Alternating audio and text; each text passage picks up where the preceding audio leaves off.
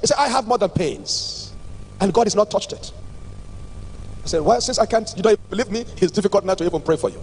I said, what's the matter? She's lost one sight. The other eye she's using to see can only see to a few distance. Number two, she has a heart failure.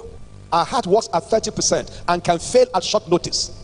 The worst of her crisis is that she had a blood disease. This is not Africa, I'm talking there in Europe. She has a blood disease that required them to drain all her blood at certain times of the month. They would drain her blood completely and put fresh blood to keep her alive.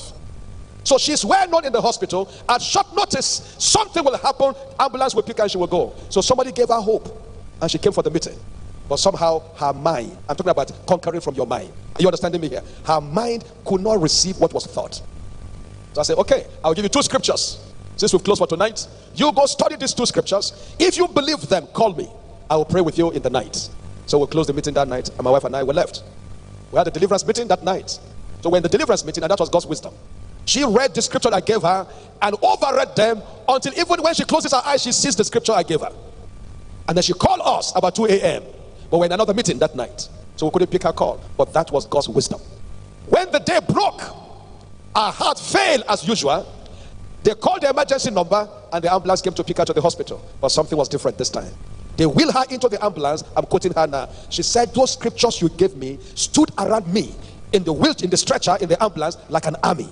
He said, I saw scriptures standing like human being, touching every part of my body as they whisked her to the hospital.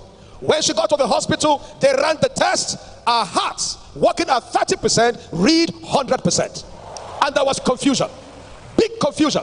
They said, no, we need a second opinion. So they brought more senior doctors. They checked her story, checked everything, ran the test again. The heart was working 100%. While they were discussing and consulting among themselves, what could be the difference? This woman is our regular patient. We have all her details here. Her other blind eyes open.